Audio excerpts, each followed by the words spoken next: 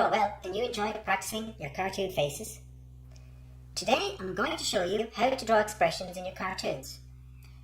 Cartoons are often funny drawings that tell a story, and expressions on the faces of your characters help to convey this. Some expressions include laughing, happy, sad, scared, surprised, grumpy, and many more. And these depend on where you place your eyebrows, eyes and mouth mostly. Also occasionally the colours too. Let me show you what I mean. So, here we have 4 examples of laughing cartoon faces that I have already drawn out for you.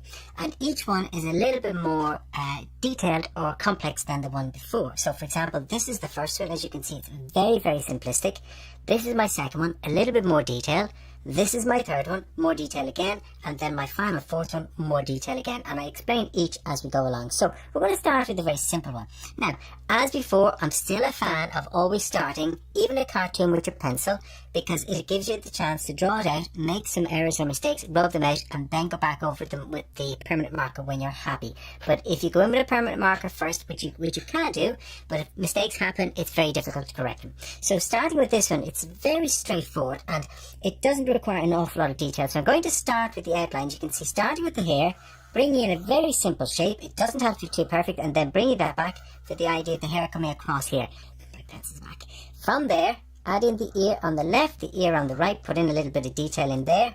The eyes are nothing more than just 2 dots spaced apart, a very simple semicircle for the nose, and then a much larger semicircle for the mouth with 2 little laughter or crease lines on either end. From there, just a very skinny neck and the suggestion where the clothing would start. And that's as simplistic as you need to be with this sort of thing. And using that basic shape, you can put lots of different expressions in. In this case, we're working on laughing lines or laughing faces today, but on other occasions we may do sad, as I said already, sad or grumpy or angry faces, depending on what you're trying to do. So that's our simple laughing face. Now, if you want to be a little bit more complex, or you want to do something a little bit more detailed, we'll go to this face here. So from there, once again, I'm going to start with my simple outline shape. And again, it doesn't have to be perfectly tidy. See, I'm not going for a perfect circle or a perfect shape or a perfect oval, just a very simple line. From there, putting in the suggestion of the hairstyle and being a little bit more descriptive in the spiky hairstyle. Here's some long, some short. And I'm not trying to get exactly the shapes that I have in my drawing that I'm using as my demonstration, just starting with any particular shape. From there, once again, we put in the 2 dots for the eyes, but this time we're going to add in some eyebrows to add a little bit more complexity. We're going to put the nose in just there, and once more we're going to put in a semicircle for the mouth as before, starting off with that, but this time we're going to expand to have what is an open mouth, having the idea of it open there, and then from there the idea of lips or the movement below. Once again, the neck comes in, and you have that. We'll suggest the idea of the ears here, and perhaps just a little suggestion of one there. You could have a little bit more lineage in this space if you wish, but it's not necessary. So this is just a wee bit more detailed than that. If you wish to add to that again, we'll start once more to look at the eyes and mouth. So remember I said a lot of expression happens in the eyes, the eyebrows and the mouth and where you place those. So in this one you can see there's a lot more detail around the eyes. So once again, we're going to start where we've got 2 boys here. We're going to go in with a girl's face to show you how you can use the idea of hairstyle to create the idea of the face. So if we start with the simple semicircle or roundness of the face, like so, from there I'm going to add in the eyes. So I'm going to start with the 2 little soft lines at the base of the eyes. I'm going to add in 2 semicircles for the top of the eyes, put in the idea of the iris and the pupil. Now, when we laugh, what happens is our eyes crease up. So to add a little bit more expression, we can add 2 little lines on either side to create that eye of creasing. From here, I'm going to go in with the eyebrows and put those in as well. And then from there, simple nose. Now, here we're going to add a little bit more detail into the mouth. So once again, a soft semicircle going to the left hand side this time.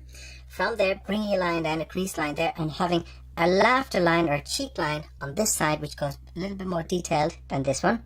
From there, opening up the mouth, coming in and keep it nice and soft and round to there.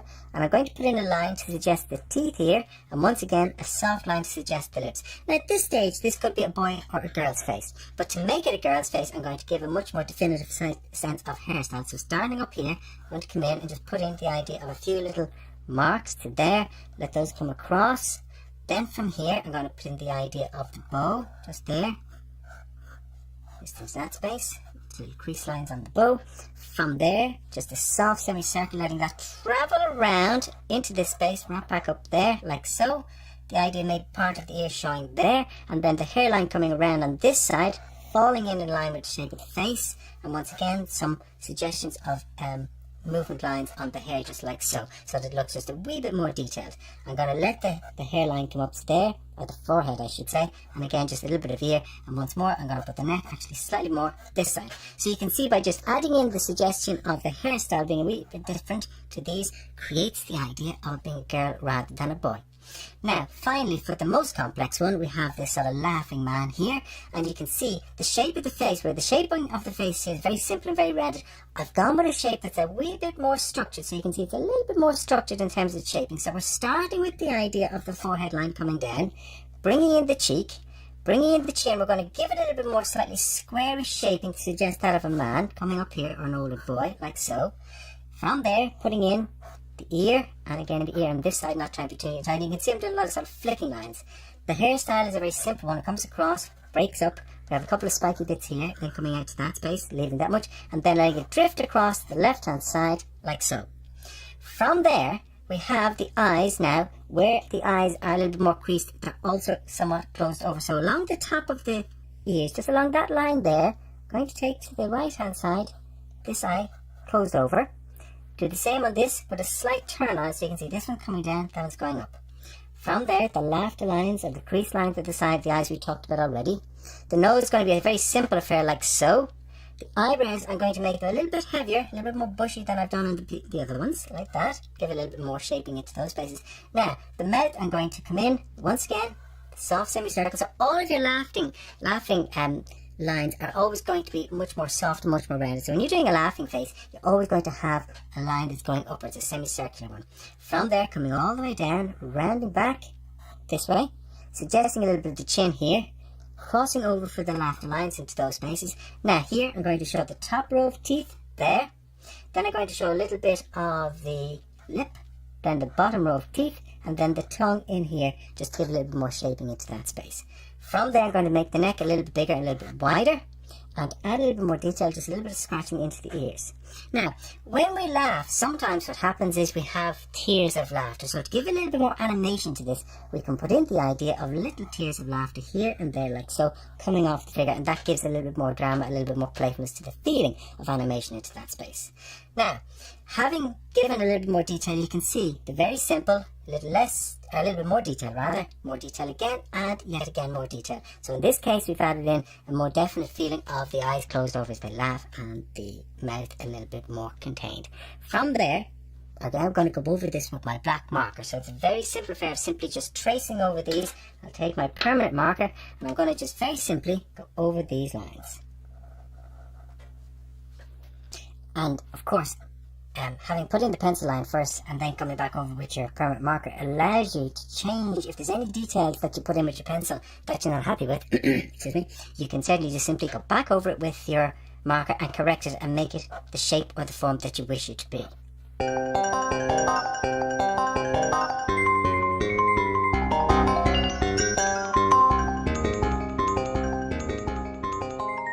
Okay, so now I'm just simply going to rub out the pencil lines that I no longer need to keep nice, crisp, clear lines before I start looking at shading in. Now, as you can see, I have some paints here, and I also have some colouring pencils. So what I'm going to do is I'm going to do our simple one in colouring pencils. I'm going to do our second one in colouring pencils also, and then I'm going to do these two lower ones in watercolour and acrylic.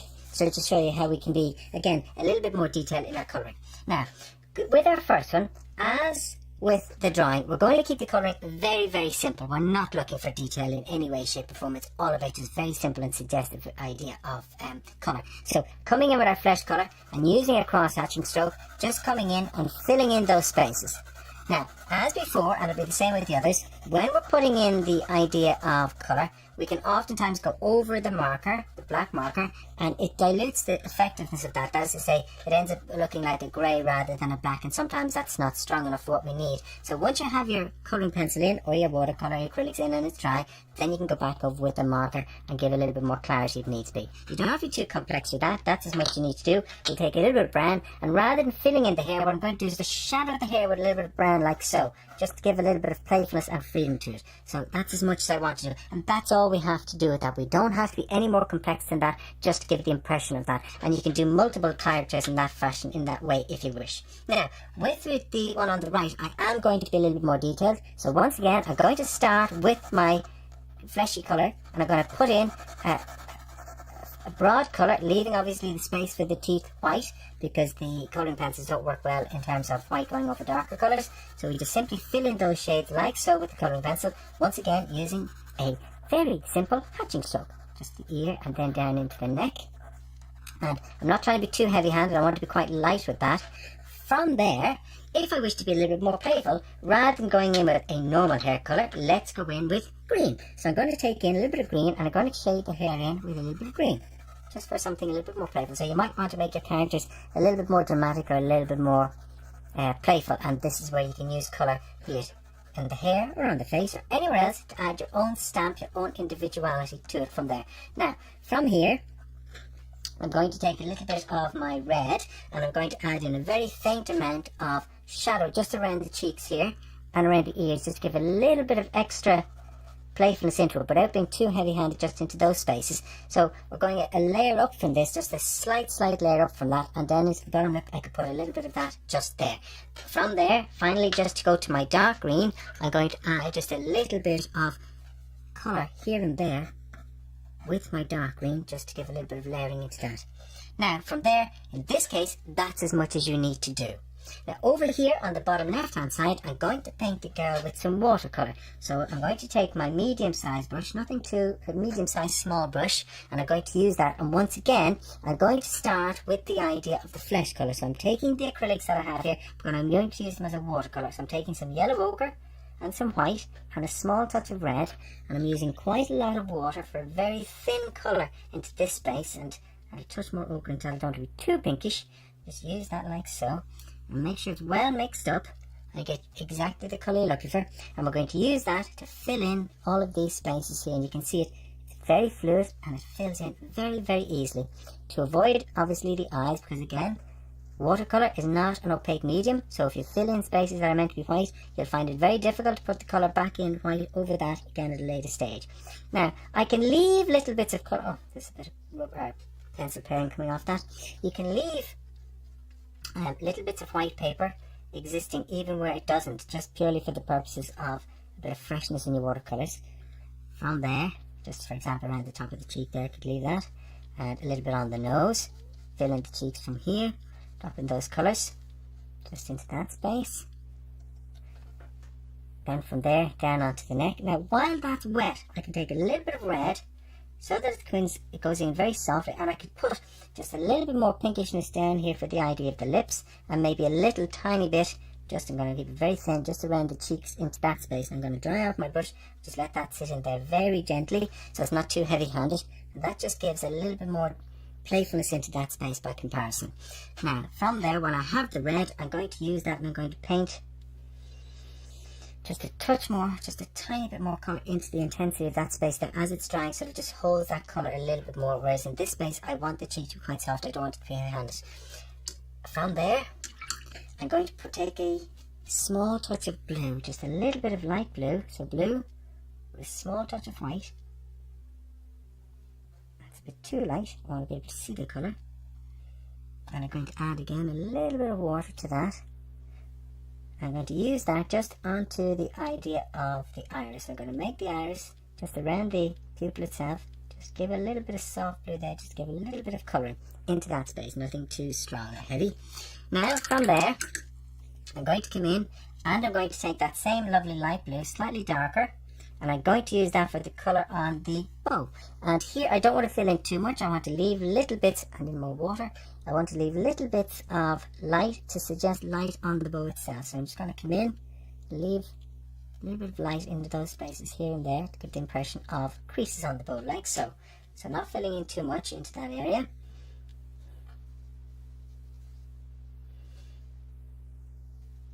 Just that. And then from there, for the hair, I'm going to make the hair yellow. So we're going to make sure your brush is well cleaned off. I'm going to take my yellow from here. I'm going to just mix it up down here. Plenty of water in on it. And of course, where the bow is wet, I've got to be really, really careful because the bow is now wet. And if I put my yellow near that, it's going to bleed and I'm going to end up with green. So I'm going to leave just a little gap around and I'm going to simply fill in this. By now, the flesh colour has dried and I realise I missed a little on the ear there. So I need to go back in and fill that in. I'm just going to take this and let it sweep around. And as with the face, if I decide to leave little bits of white as lines, as highlight lines on the hair, that would be a good idea. So I don't have to fill in every single portion of it. So where I didn't really work with light and dark on the other two here with the colouring pencil, on this one I am using a little bit more feeling of light and dark for detail into what we have. And then down onto the fringe, like so, going around, being careful of the bow as I said already. Now there is no right or wrong here. Once again, it's entirely up to you because this is your painting. You decide exactly how you would like it to be. Now before that finishes up, I'm just going to clean off my brush, wash out some of that colour there, and I'm going to just drop the flesh colour that I had earlier on in here. So I'm going to put a little bit of colour to suggest the ears, both of these. And they can be slightly darker because they would be in shadow. So if the yellow mixes with it, that's fine, even if it does give a little bit more strength of colour to it, because the idea that the ears would have a little bit of shadow from the hair would be perfectly fine. And then from there, make sure I can take in one or two slightly darker yellows, just to give a little bit more depth here and there. In the same way as we left some of the white in the paper, we can leave or strengthen in one or two slightly more shadowy yellows while that's wet, and you get a lovely softness while the first colour is still wet. The second colour, the stronger colour adding in, blends in very gently because this is now wet, like so.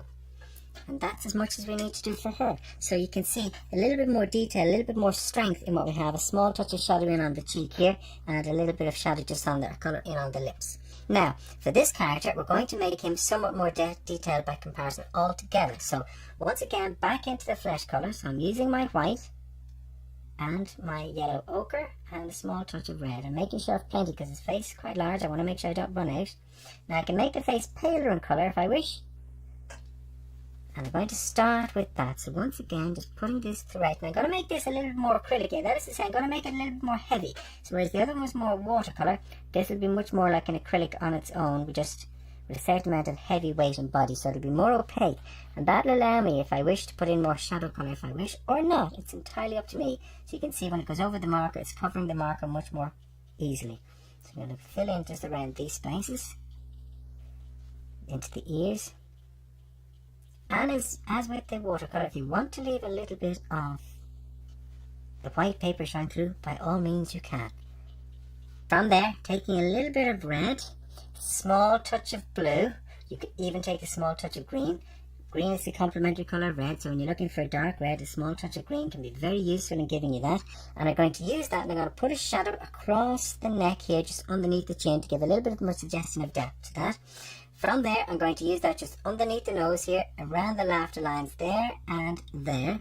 And then into the ears to give a wee bit more depth. I'm going to put a little bit of that darkness, and on the other ear I'm going to be slightly darker again into those spaces. And again, just to give a little bit of suggestion to the lips, I'm going to come in. You can see we have the teeth, we have the tongue, and we have a little bit of colour here on the lower lip, and I'm going to put a suggestion of it. You don't get too much definition oftentimes on the top lip, so we just put in a suggestion of that there, like so. It doesn't have to be too rigid. A little bit more strength on that lower lip. Come in and put a little bit more red there. The tongue is going to be red, so we just take the red. I haven't washed my brush, I'm just using the same basic colour, and so it's not too brash. I'm going to put a little bit of colour onto that there. A bit too rich, so I'm going to tone it with a small touch of yellow ochre. Putting that there for this space into here, like so, and that's that. Now from there, I could leave the eyes just as black as they are, or once again I could take a slightly violetty blue, so mixing my red and my blue, and to give a little bit of softness there, and just come back over that in little bits with that space, like so. Now I've decided I'm going to make the hair grey, so for my grey I'm going to work with the colours I have here. I'm going to take this colour, I'm going to add a little bit more blue to it, then a little bit more white. So I want an interesting grey rather than just a black and white grey. And grey is a great colour. You can mix touches of blues or greens or yellows or reds, all of these to create a variety of different greys. So just mix all of this down first, see what we get. Add more white into that. You can see I'm coming up with more of a bluey grey, which I like. It's a softer grey. And I'm going to work with that just into the hair, like so. And the eyebrows, of course. Let's not forget the eyebrows.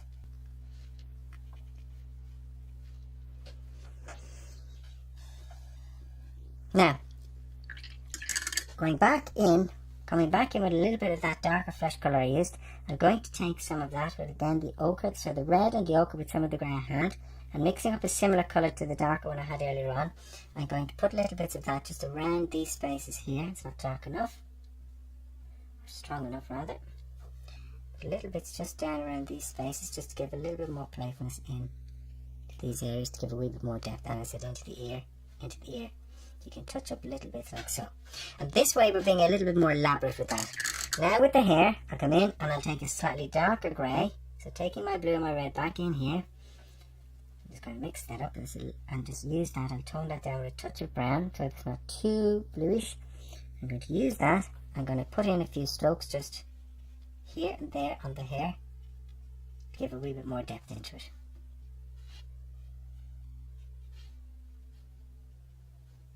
Now you could do the same with little bits of white if you haven't left any with the paper. So you could take your touch of white and you could add in one or two little highlights here and there, or simply leave it flat in the colouring that you have, whichever you prefer.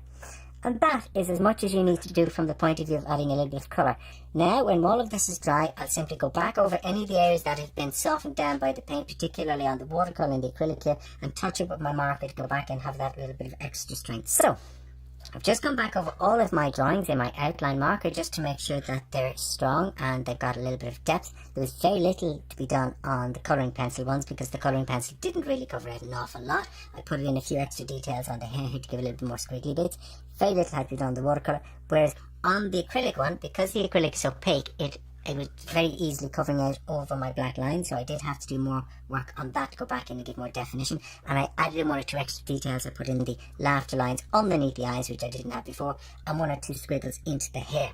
But I just realised also that I put in some shadows onto the face, you can see with the darker flesh colours on the side of the head and the ears and around the lips. But in order to balance that, I realised I need to put a little bit of light, which I didn't do. So I'm going to take a little bit of my white, and I'm going to just come along and just put a little bit of light onto the nose there. I'm going to put a little bit of light onto the side of the cheeks here and here. And I'm also going to onto the chin. I'm going to put a little bit of light there using the acrylic. And it just gives a counterbalance to the idea of the shadows we've put into these spaces. I did it with the hair, but it's actually softened down a bit, so I can go back into that again now that it's dry. But I never thought to do it with the fresh colours. So just to put a little bit of colour onto those to give a sense of brightness, and it helps just to balance out those darks and give that little bit of extra depth into what you have. We could also do it on the tops of the ears and onto the side of the neck. And that's it. So, can you see that by placing the eyes, eyebrows and mouth in different places can create mood and expression? It's really interesting, and there are so many ways to try these out. Go ahead and practice copying mine, but also don't be afraid to try making up your own. Next time, we'll show you how to add bodies to your cartoons. Bye for now. See you soon. Bye.